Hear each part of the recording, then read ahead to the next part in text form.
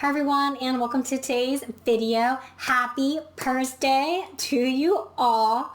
I love saying that every video now. I don't know. Thank you to everybody that commented that in the description box on one of the previous videos, because I just really enjoy saying that. So happy Thursday to you. Cheers. We're gonna hang out today. I did a review last week on Honest Kitchen. I focused that review on both puppy and adult dog food. I was really impressed with the puppy formula. I love to give you guys options that to me seem like good options, and so I want to see today if the cat performs. And so I'm going to move on to cat today with you guys from Honest Kitchen. You can follow along too, thehonestkitchen.com. For those of you that are new, welcome to my channel. My name is Dr. Ray. I'm a small animal general practitioner. I am nothing more than that. I am not a nutritionist, but I am a veterinarian, and we do get substantial training on nutrition during our both undergraduate degree. I have an undergraduate degree in small animal biology, as well as our 4-year veterinary education. And so we learn a lot in school, not only about, and I think this is a very unique thing, not only about the nutrients and what the nutrients are, but how the nutrients interact with your pet's body and how those nutrients can cause disease, but also be used to treat disease. Now, we're not going to be talking on this channel about treatment of diseases. If your pet has a specific condition, although I do appreciate your comments in the comment section below and the questions that you ask, it's not appropriate for me to give you guys medical advice on this channel. So if your pet is having an ailment and you feel like nutrition may be part of that, please consult your regular veterinarian on that topic. If you just have a general question about nutrition, feel free to comment below. If you have a food you want me to look at, feel free to comment below, and feel free to comment how you would score the food, because we're going to be going through this food and we're going to be using a baseline approach. That means we're just going to be touching the tip of the iceberg today. We're going to be using a pet food scoring system that allots 10 points, and it's going to help us work through the basic things. Now, once we get that final score, we may say, look, we're really interested, we want to learn more. Or we may say, look, I don't want to waste my time, I don't want to get too confused, I'm going to stop here. I would suggest if a food scores a 7, 8, 9, or 10, you may consider diving in a little bit deeper. If a food scores a 6 or below, to me, that may not be worth your time or your frustration or your energy, investigating any further. And so we'll go through the point scoring system as we go through this food. If you've watched some previous videos, you might understand the pet food scoring system, and that's what we're going to use today. All right, so Honest Kitchen. If you didn't check out the video of the dog, puppy, and adult, feel free to do that. May be fun to do that, but if you have a cat, this video is for you. We have wet cat food and we have dry cat food. I think I'm going to do a dry and a can for you today. Cats are a unique species where they don't consume very much water naturally, and so they run into a lot of issues with kidney disease, stone formation, urethral obstructions, because they generally live in a state of dehydration as a species. And so encouraging your cat to drink more water can be in the form of maybe a cat fountain, or some people leave their faucet dripping. Those are all good things. It may also be in the form of feeding your cat wet food. Now, all cats will not do that. They will not all cooperate. I understand that. I wouldn't force your cat, or maybe stress out too much if your cat won't eat a canned food. Maybe invest in a cat fountain or some of these other ways where you can encourage your cat to drink. And so we are going to go through both the dry and the canned food today. All right. We're going to click over to the different options. Looks like we are not going to have any grain inclusive options in cats. I would have liked to have seen a grain inclusive option. Cats are, carnivores. We know that. We are working through maybe some issues with grain-free in dogs. There seems to be some substantial evidence. There's some issues with the formulations of grain-free dog foods. Not so much evidence in cats. The pet food scoring system does allot a point if it's not grain-free and if it's not raw. And so they are going to lose a point because there are no grain inclusive options, but that might be something where, again, it may score a little bit lower, maybe an 8 or a 9, but you're okay with that because that deduction may not be that important for the cat. So let's keep that in mind. Chicken, turkey, chicken and whitefish. don't know. Let's go with turkey. We haven't done turkey in a while. Thanksgiving's coming up. It's October. So let's go with turkey.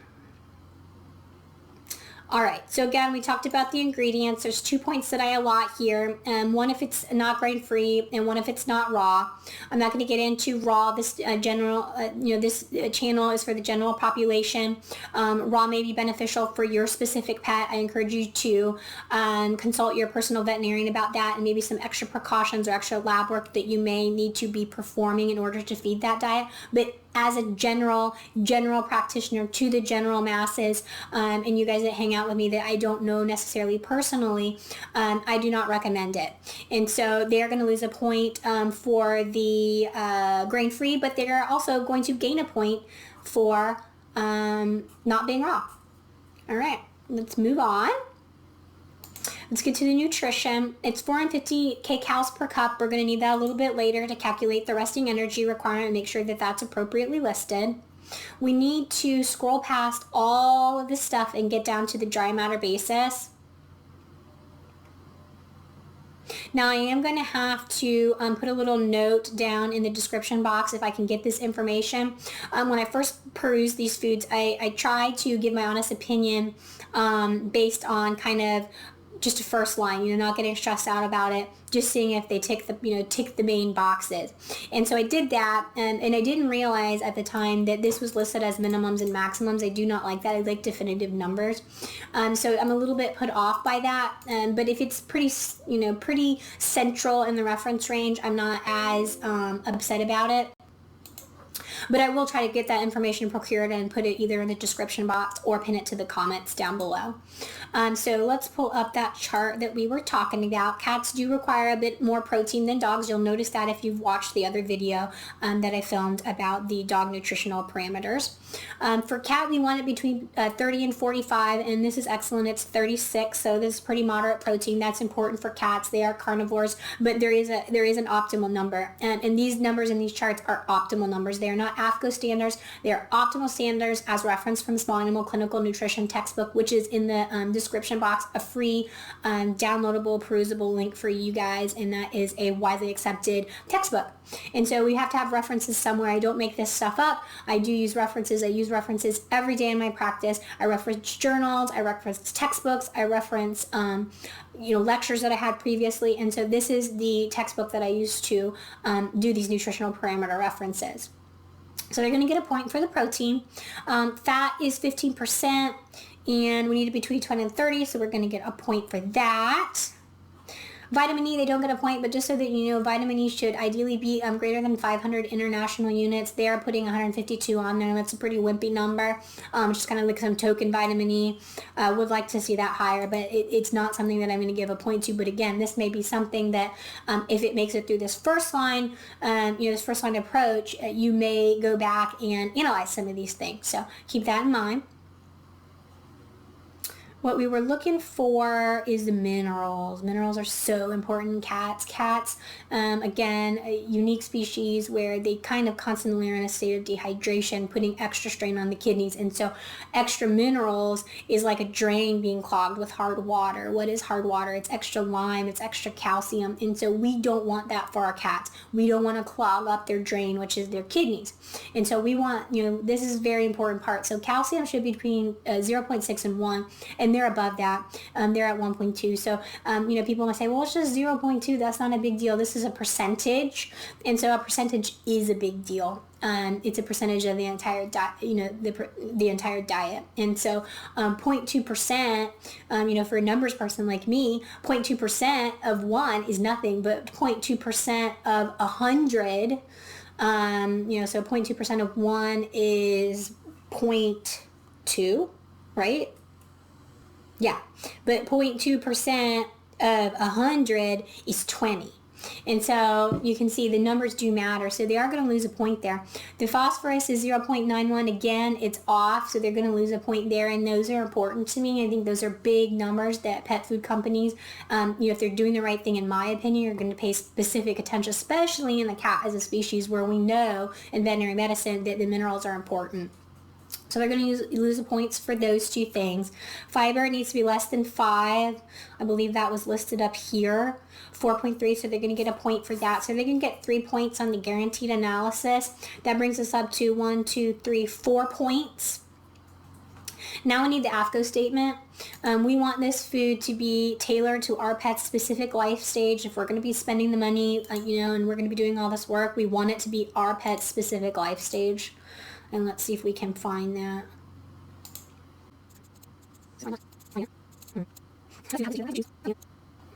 I think it's going to end up being an all life stage because it says dry cat food. It doesn't say kitten and it doesn't say adult.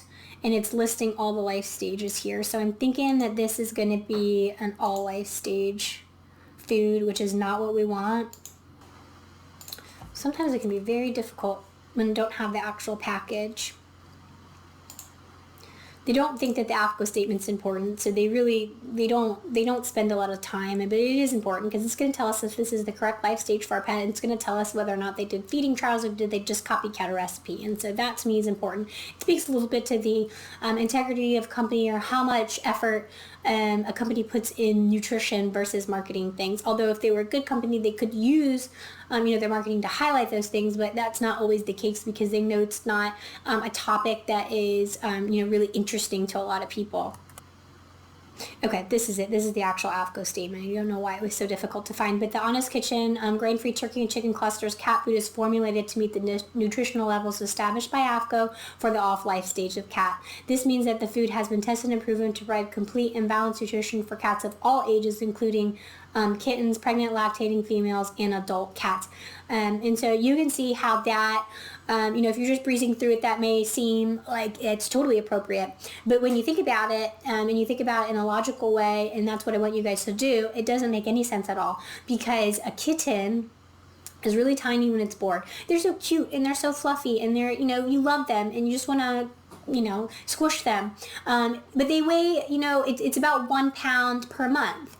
And so they're gaining 1 pound per month from being born to about a year when they've reached 10 pounds. And so that's an exponential growth rate. It requires a lot of energy. The same thing for a mama cat. A mama cat, I've seen these guys have 4 or 5 kittens. That requires a lot of energy to both sustain the mama cat and sustain growing, 5 or 6 baby kittens, gestating them, and then again feeding them. And so that makes absolutely no sense when we're saying that our couch potato cat, that spends its day, looking at the bird feeder that we hung outside of our window for them to watch the birds eat, and they don't leave that couch from the moment we leave in the morning to the moment we get home in the afternoon and pour that food in their bowl, and then, they get up maybe and do a little walk around the kitchen island and eat their food, and maybe they're begging you for food or meowing at you because you're 2 minutes late. That's the only exercise they get. They do not need that energy requirement. And so in all honesty, all life stages does not make any sense. I don't care what companies tell you that says that, if they formulate, the food, it's the greatest because their food is so good you could feed it to every life stage. It is just not medically possible that it could be optimal. Can you do it? Yes. Should you do it? I don't think so. It cannot be optimal. And so they're going to lose 2 points there. So this food so far has got 4 points, which is not looking great. They lost it on the grain-free. That could be a plus or minus for you. They lost 2 on the guaranteed analysis, which are very important ones because that was our mineral content. And they lost 2 on the AFCO statements. The only way they can redeem themselves up to 1 point and get up to a 5 is if the feeding guide is correct. And in honesty, to me, a 5 is not personally worth my time. But if it's working for you, I don't want to discourage you, from feeding it or making changes without consulting your personal vet. This is just, my opinion. If I'm looking at a food and someone is asking me my opinion, or someone's saying, hey, I was thinking about switching to this, would you switch to it? I would have some reservations here. Let's see, because we have to check price too, but let's see the feeding guide really quick. All the things were pointing, though, that it wasn't going to be appropriate because the feeding guide's got all these different months on it. So I like to do a 10-pound cat. An adult 10-pound cat is standard. It's about 200 calories. Again, that's the resting energy requirement without the multiplier, because adult cats here in general are very sedentary and they do not need the multiplier. If you feed the multiplier, they tend to be overweight. Now, your situation may be different. Again, consult your veterinarian. Don't go by my word for it. It's case by case basis, but they're saying for a 10-pound cat, it should get half a cup per day of 450, and that looks like that is going to be about right. Yeah, so that's going to be right. So that's going to bring this food up to a 5. So they're going to get a 5 on the Dr. A's pet food scoring system. To me, E. But if you would score it differently, please leave your comments down below. I'd like to see how maybe you would add or subtract things. I can definitely see how maybe you would add back that point for grain-free, because it's not as important. That would bring it up to a 6. I don't know. Let me know your thoughts and what you think about that. Let's do the canned food really quick. We've got some time, I think, that we can hang out a little bit longer. Price-wise, let's just hit that really quick. $8.99 for a 1-pound bag. $29.99 for the 4-pound, and $69.99 for the 10-pound. A little bit of a steep price, honestly, for a 5, in my opinion. But again, your money is your money. It's not my money, and so you guys do with it what you will. Let's go to the can. Maybe they're going to redeem themselves on the can. Maybe there's some pretty awesome can options here. They got some stews. They got some turkey ones. They got some roast beef. Let's go with the turkey. Let's go with the turkey, because we're on this like it's...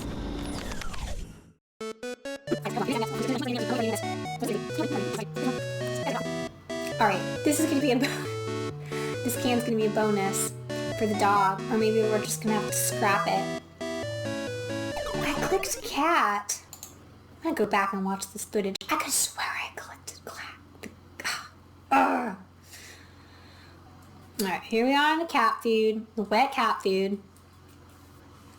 Again, we're going to lose a point because it is not, it's not grain inclusive. It says right there, it's grain free. And it is not raw, so they're going to get a point there. Okay, so 1 point so far. Nutrition. Let's view the nutrient profile. In canned food, it is very important that we bypass all the as-fed. You see the numbers seem a little bit off. That's because they are, as you've got all this moisture in there. So, we've got to remove that moisture to make things cohesive and ability to compare things. Let's go down, passing all the as-fed stuff down to the dry matter basis. We're going to pull up our chart. Small animal clinical nutrition, the cat. Protein on a dry matter basis, 52.8% is in excess, so they're going to lose a point there. And cats are carnivores. Everybody loves to put in the comment box, Dr. Ray, but cats are carnivores. They need more meat.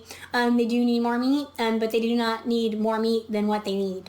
And so these numbers are the optimal numbers from Small Animal Clinical Nutrition. It's research and data that has been compiled to show what is the optimal, the best, what they're going to thrive at, not what is acceptable. And so to thrive, a cat, adult cat needs between 30 and 45, and at 52.8, that is excessive, and we are going to be putting some unnecessary strain on the kidneys and other internal organs. So we want to strive to be between 30 and 45, and they are not meeting the mark here. Fat at 22.2%, that is good, so they are going to get a point for that. Fiber, it can be between 10 and 30, so we're going to get a point for that. Let's get down to the all-important minerals. Calcium, yes, we get a point for the calcium. Phosphorus, yes.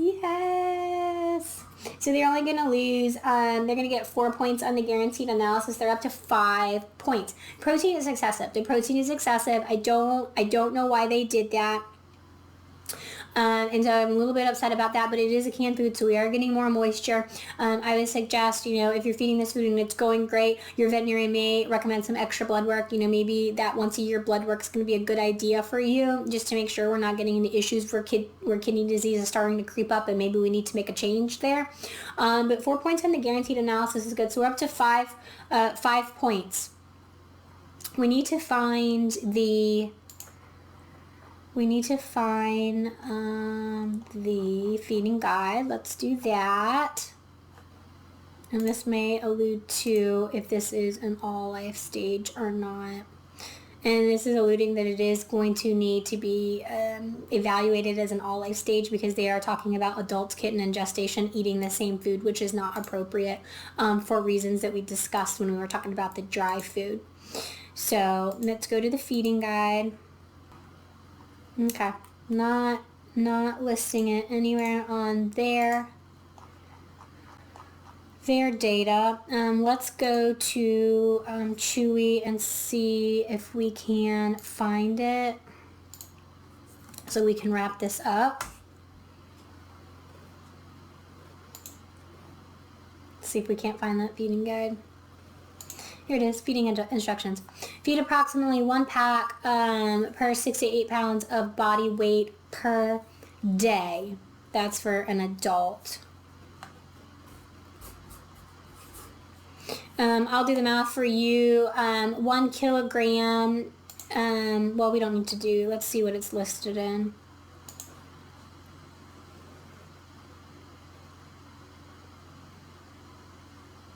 It's 155.9 grams is a pouch. That means it is a 0.15, we'll round it up, 0.16 kilograms. 1 pouch is 0.16 kilograms. So let me do the math for you, because I love math. If you guys are new to the channel, my name is Dr. Ray, and I really love math. Each little pouch is 161, we'll round it up, 162 calories. That's going to be about right. So I like that. So they're going to get a point there. 2, 3, 4, 5, 6. 6 points. We need to get that AFCO statement. I am thinking they're probably going to lose both points on the AFCO statement. I'm just saying, based on what I am getting the vibe here. That's the vibe that I'm getting. Okay. The Honest Kitchen minced turkey and bone broth gravy wet cat food is formulated to meet the nutritional levels of AFCO for all life stages, so that it is going to fall short there for us. So it is going to max out at 6. There are some things that maybe are not as important, so we may add 1 back in because of the grain-free thing, and that would bring it up to a 7, which would make it a reasonable option to me. I do like that the minerals are on point on the canned food, and I'm a little bit concerned. I would have liked that protein level to be a little bit more moderate, especially as my cat gets into the senior years. That may be a little bit, something that needs to be watched more closely. And so I hope that was a good first line approach for you guys. I hope that you enjoyed working through the Honest Kitchen cat food. I had fun doing it with the dog, so I thought that we could work through the cat as well. Leave me some comments down below about how you would have scored the food, and let me know if you're currently feeding this food, if it is going well, or you have any other additional insight you would like to share.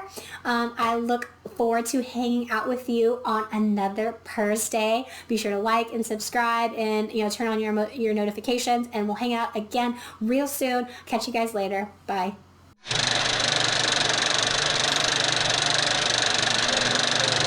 All right. Am I looking at the wrong thing? We're probably gonna have to scrap it. Gosh darn it.